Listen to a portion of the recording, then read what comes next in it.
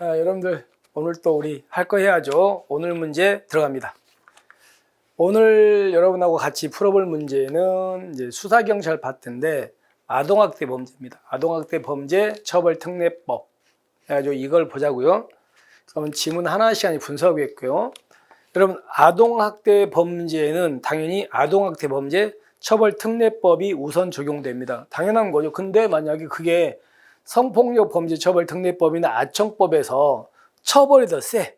그럼 처벌이 더 센 이 법으로 가는 게 맞겠죠? 맞습니다. 그 다음에 법원은 아동학대 행위자한테 유죄 판결을 선고할 때는요, 200시간 범위 내에, 그러니까 우리가 아동학대 같은 경우는 한 번으로 끝난다, 재발 우려가 높다, 재발 우려가 높거든요. 그러니까 재발 우려이기 때문에 그 재범을 방지하기 위해서 수강명령이나 치료 프로그램 이수 명령을 병과할 수 있습니다. 여기는 몇 시간? 200시간 할 수 있다요. 근데 여기서 보시면 선고유예를 뭐 한다? 제외합니다. 이것 때문에 X입니다. 자, 여기서 한꺼번에 정리할게요. 선고유는 다 제외인데 저시면 이렇게 수강명령이나 치료 프로그램 이수 명령을 병과하는 경우가 뭐가 있냐면 우리 법에서 이게 있어요.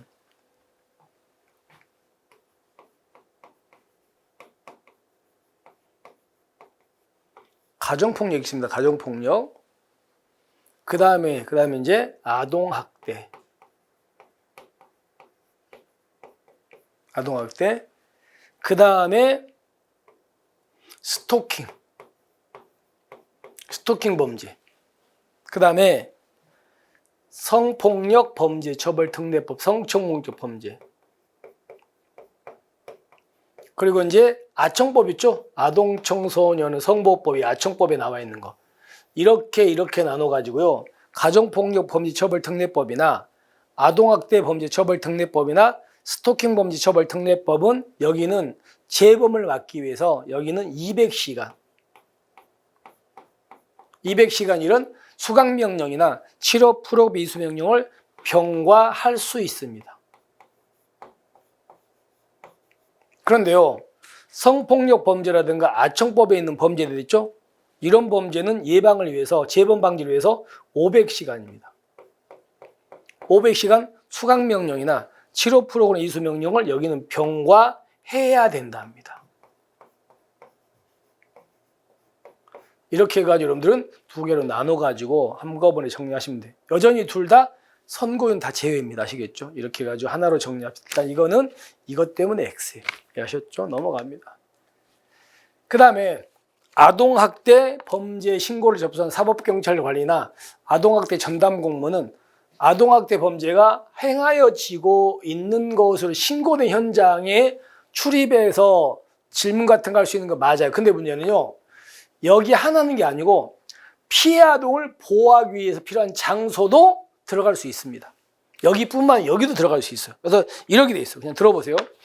아동학대 범죄가 행하여지고 있는 것으로 신고된 현장 또는 피해 아동을 보호하기 위해서 필요한 장소에 출입하여 질문 이렇게 할 수 있어요. 그러니까 여기뿐만 아니고 이것도 들어갈 수 있다. 아시겠죠? 잘못됐습니다. 자, 그 다음에 리을 보시면 여러분들 여기서 이제 피해 아동에게 고소할 법정 대리인 친족이 없으면 이해관계인이 뭐하면 신청하면 검사는 고소권자를 지정해 줘야 됩니다. 그러니까 이해관계인이 그런 내용을 밝히 고소할 수 있는 게 아니고 이해관계인은 검사한테 뭐라고요? 신청. 검사가 고소권 지정해 줘야 돼요. 그래서 X입니다. 자, 그렇게 보시면 되고요. 그 다음에 또 봅시다. 자, 이거 한번 정리해 볼게요. 여러분들, 아동학대가 이루어지고 있거든요. 그럼 현장에서 경찰이 하는 게 무슨 조치입니까? 응급조치죠. 그죠? 그 다음에 법원의 판사가 행위자한테 하는 게 뭐라고 합니까? 이걸 임시조치라고 하잖아요. 그런데 임시조치는 원래 법원의 판사가 하는 거잖아요. 근데 너무 급해요.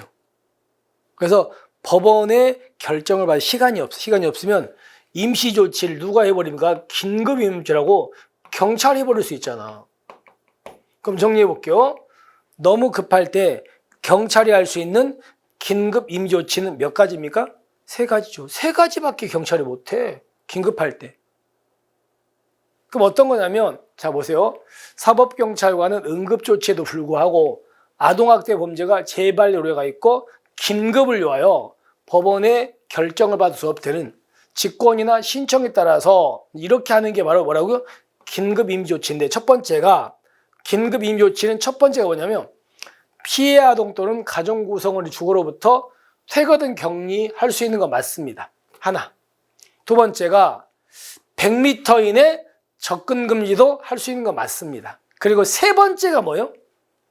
세 번째가 여기 의료기관이나 그 밖에 요양시설 위탁 이거 아니잖아. 이거 아니에요. 이거 아니고 뭡니까? 세 번째가 전기, 통신, 이용, 접근 금지 이렇게 돼 있어요.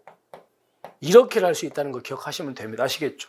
다시 한번, 원래 임시조치는 법원의 판사가 하는 건데 법원의 판사의 결정을 받기가 어려워. 시간이 없어. 그럴 때는 경찰이 임시조치를 급할 때 해버린다. 그게 긴급 임시조치인데, 긴급 임시조치는 3개다. 뭐예요? 주거 등에서 퇴거 등 격리, 100m 이내 접근 금지, 그리고 전기 통신 이용 접근 금지지, 여기는 마지막 아니다. 이것 때문에 X다. 이렇게 보시면 됩니다. 자, 그래서 문제를 보시면 니은은 선고유예는 제외한다. 그 다음에 피해 아동을 보호하기 필요한 장소도 들어갈 수 있다. 그리고 이해관계에 신청하면 신청 검사가 지정하는 거다. 아니고요. 그리고 마지막에 있는 이 의료기관 요양소 이거는 긴급 응급조치가 아니다. 아시겠죠? 이렇게 해가지고 4개가 잘못됐고 하나만 맞습니다. 이렇게 해서 오늘의 문제를 마무리하겠습니다.